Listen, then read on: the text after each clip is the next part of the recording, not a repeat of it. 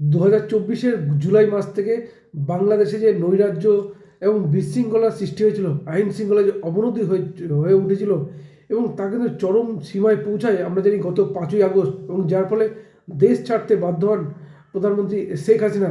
এবং তারপরেও কয়েকটা মাস পেরিয়ে গেছে এবং পূর্ব ঘোষণা মতোই গতকাল কিন্তু জাতির উদ্দেশ্যে ভাষণ দেওয়ার কথা ছিল শেখ হাসিনা, এবং তিনি ভাষণ দেন ভার্চুয়ালি।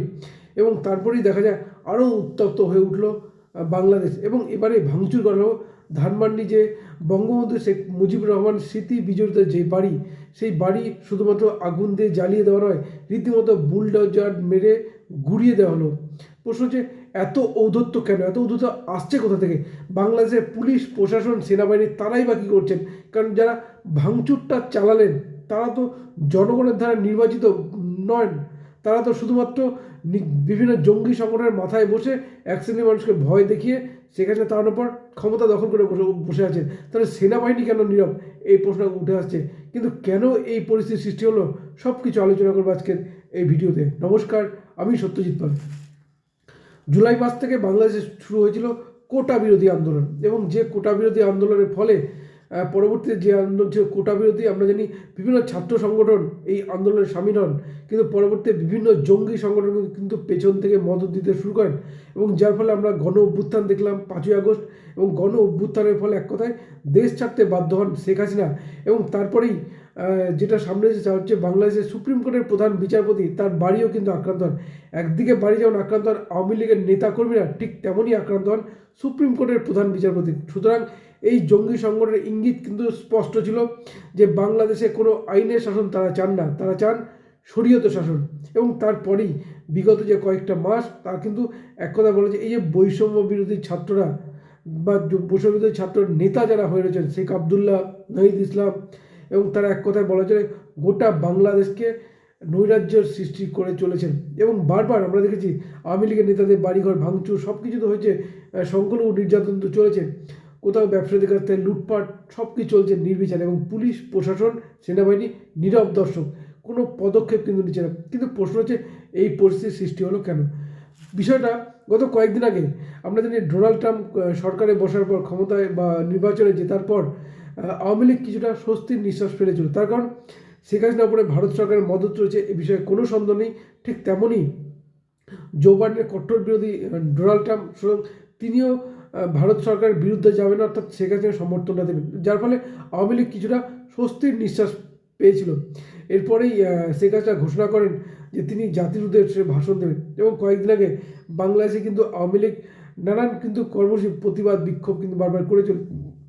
আর এইখানেই জাতির উদ্দেশ্যে ভাষণ দেওয়ার যে ঘোষণা, এই ঘোষণার পর থেকে কোথাও যেন সিঁদুরে মেঘ দেখছিলেন এই বৈষম্য বিরোধী ছাত্র আন্দোলন নেতারা এবং বাংলাদেশের প্রধান উপদেষ্টা অপদার্থ মোহাম্মদ ইউনূস।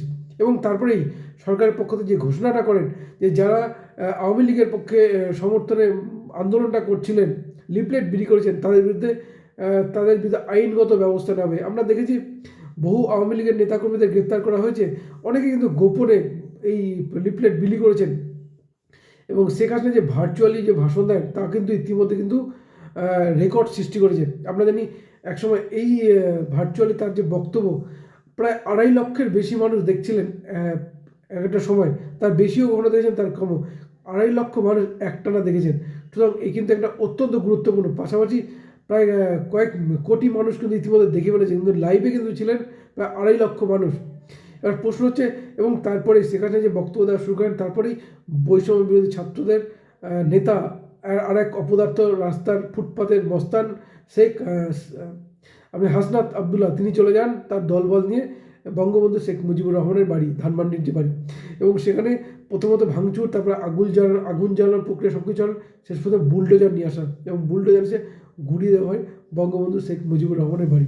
এই শেখ হাসনাত আবদুল্লাহ, এই অপদার্থ হাসনাত আবদুল্লাহ, অপরাধ মোহাম্মদ ইউনূস, এরা হয়তো জানেন না যে বঙ্গবন্ধু শেখ মুজিবুর রহমানের জন্যই বিশ্ব মানচিত্রে নতুন একটা দেশের সৃষ্টি হয়েছে, যার নাম কিন্তু পাকিস্তান। কিন্তু তারা চান এই বাংলাদেশ দেশের সৃষ্টি হয়েছে, যার নাম হচ্ছে বাংলাদেশ। এই হাসনাত আবদুল্লাহরা হয়তো জানেন না, তারা হয়তো চান এই বাংলাদেশকে সিরিয়ার মতো তৈরি করতে, ইরানের মতো তৈরি করতে, পাকিস্তান আফগানিস্তানের মতো, যেখানে আইন বলে কিছু থাকবে না, শাসন বলে কিছু থাকবে না, থাকবে শুধু শরীয়তের শাসন, অর্থাৎ নিজেদের হাতে ক্ষমতা, যখন যেটা প্রয়োগ করা তেমনটাই করতে চান। আচ্ছা, বঙ্গবন্ধু যেই ধানমান্ডির বাড়িতে যে আন্দোলনের ঘোষণাটা দিয়েছিলেন, মুক্তিযুদ্ধ আন্দোলন, তারপরে তো বাংলাদেশের সৃষ্টি, কিন্তু এই হাসনাত আবদুল্লাহ রায় বা এই মোহাম্মদ ইউনূসরা পুরো ইতিহাসটাই, বাংলাদেশের ইতিহাসটাই মুছে দিতে চান এবং প্রক্রিয়া শুরু করেছে অনেকদিন আগে থেকেই। বঙ্গবন্ধুর নামাঙ্কিত যেসব রয়েছে, হাসপাতাল রয়েছে, যেসব স্ট্যাচু রয়েছে, রাস্তা রয়েছে, সব মুছে ফেলা হয়েছে এবং শেখ হাসিনা পরিবারের যাদের নামে এগুলো রয়েছে সব কিন্তু মুছে ফেলা হয়েছে।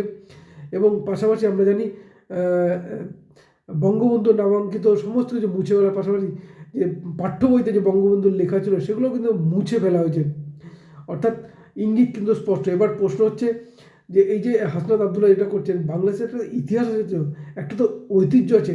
আজকে পূর্বপুরুষরা বা পূর্বসূরিসরা যেটা করে গেছেন, তাদের অবদানের জন্যই তো বাংলাদেশের সৃষ্টি। উত্তরসূরিরা জানবে কি? তাদের কি জানার প্রয়োজন নেই বাংলাদেশটার জন্ম কীভাবে? কিন্তু তারা চান না। তারা চান বাংলাদেশের নিজেদের ক্ষমতা। এই অপদার্থ মোহাম্মদ ইউনূস একদিকে যেমন নিজে বাংলাদেশে 600 কোটি টাকা ট্যাক্স ফাঁকি দিয়েছেন, তার বিরুদ্ধে মিথ্যে মামলা রয়েছে, এবং বিশ্বব্যাংক যেখানে বাংলাদেশের সেতু নির্মাণের অর্থ বরাদ্দ করেছিল তা কিন্তু বাতিল করার জন্য হিলারি ক্লিন্টনের কাছে অনুরোধ করেন এই অপদার্থ মোহাম্মদ ইউনূস। এবং তিনি বাংলাদেশের জন্য ভালো কী করেছেন? সবসময় খারাপটাই করেছেন। বাংলাদেশে শরীয়তের শাসন চালাচ্ছেন, মহিলাদের বোরখা ছাড়া রাস্তায় বেরোনো নিষেধ, ফতোয়া জারি করছেন, আর নিজের মেয়েরা কেউ ব্রিটেনে কেউ আমেরিকায় চাকরি করছেন এবং তারা শর্ট ড্রেস পরে ঘুরে বেড়াচ্ছেন। এই অপদার্থ মোহাম্মদ ইউনূস। বাংলাদেশকে মানুষকে বলবো, বাংলাদেশ সেনাবাহিনীকে জেগে উঠুন, এই অপদার্থ মোহাম্মদ ইউনূসের বিরুদ্ধে ব্যবস্থা নিন, ঘাট ধরে জেলে পুরুন এদেরকে, নইলে বাংলাদেশ কিন্তু রসাতলে যাবে। আর বাংলাদেশ রসাতলে গেলে ভারতবর্ষে কিছু না। আপনাদের নিজেদের ভালোর জন্যই কিন্তু এগিয়ে আসা প্রয়োজন বাংলাদেশের সেনাবাহিনীর। কী বলবেন আপনারা? আপনাদের মতামত জানাতে পারেন আমাদের কমেন্ট বক্সে।